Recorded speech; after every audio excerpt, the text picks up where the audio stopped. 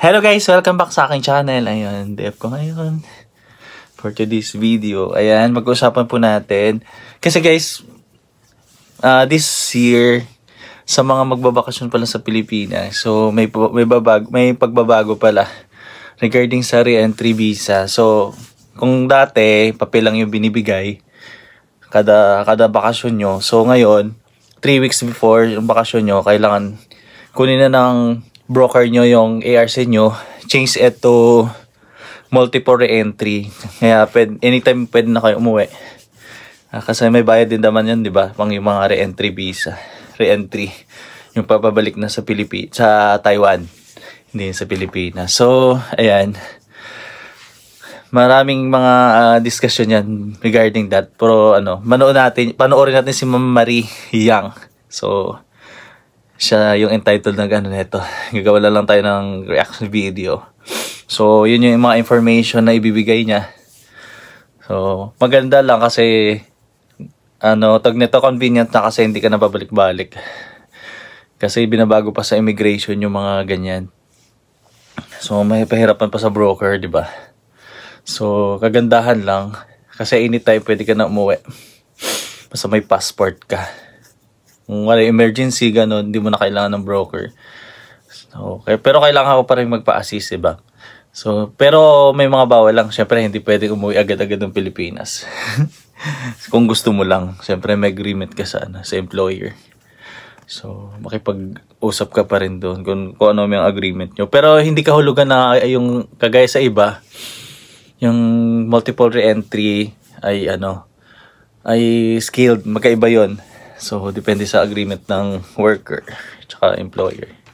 Ayan. Panoorin po natin si Madam Marie here. So, may kinalaman po ito sa trending sa Taiwan, yung tungkol po sa multiple re-entry permit na nilalagay di umano sa mga ARC ng mga vacationing OFW.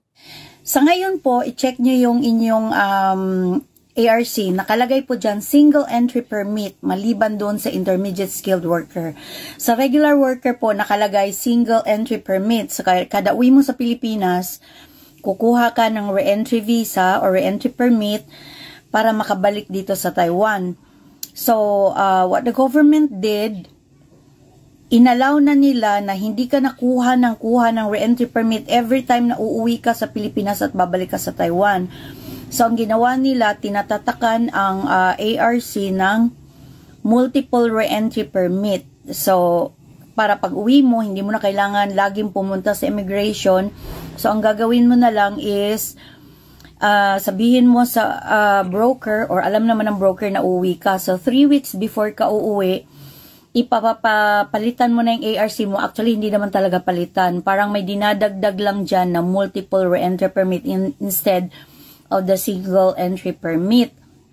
Pero tandaan po natin na ang multiple re-entry permit ay gagamitin mo lang sa tamang paraan. Kasi ang nangyayari sa iba, akala mo dahil multiple re-entry permit na siya at wala namang nakasulat na validity dyan, katulad ng re-entry visa na kinukuha ng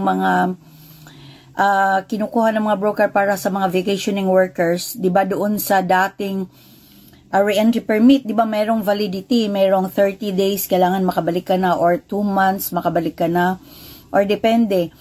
Dito walang nakasulat ng validity nung multiple re-entry permit, but gagamitin mo lang yan sa tamang paraan. Hindi porket multiple re-entry yan, sasabihin mo pag uwi mo ng Pilipinas, ay hindi mo na babalik sa Taiwan, mag-i-extend mo na ako ng bakasyon kasi ganito, ganyan. Hindi. Dapat susunod ka pa rin sa patakaran ng employer or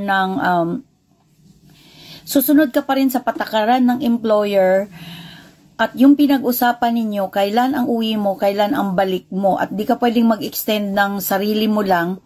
Otherwise, may karapatan ang employer or ang mga companies na i-cancel ang work permit mo. So, it doesn't matter kung ang ARC mo ay for example, 2026 pa ang expiration.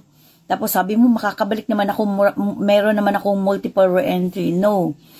Kasi habang nasa Pilipinas ka at hindi ka sumunod sa patakaran, pwedeng i-cancel ng employer mo dito sa Taiwan ang iyong working permit, and your ARC is coterminous with your working permit. So, ibig sabihin, habang may work permit ka, magagamit mo siya. Pag wala ka ng work permit, kahit ano pang nakasulat dyan sa ARC mo, that is already invalid.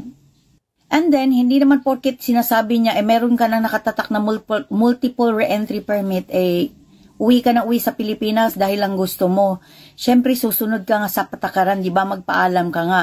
Baka naman makita mo, meron akong long vacation. Merong long weekend, uuwi ako, hindi ko sasabihin sa broker, hindi ko sasabihin, wag mong gagawin yan. They can report you for a wall.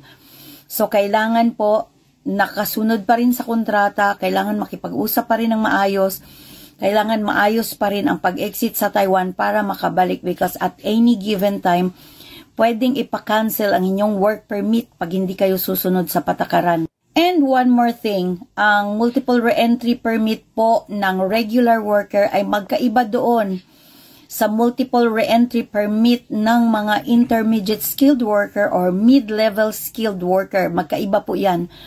Doon sa baba may nakaspecify, para sa intermediate nakalagay din intermediate, and sa regular worker nakalagay migrant worker lang. So wag niyong isipin na multiple re-entry na ako, makakastay ako sa Taiwan ng unlimited, ng indefinite. No. Kailangan alam mo ang status mo. Kasi maraming nagtatanong sa akin, ma'am, ba't biglang pinalitan ng broker ko ng multiple? So ibig sabihin, ganito, kahit lagpas na ako sa 14 years, makakastay ako. So klaruhin niyo po yan.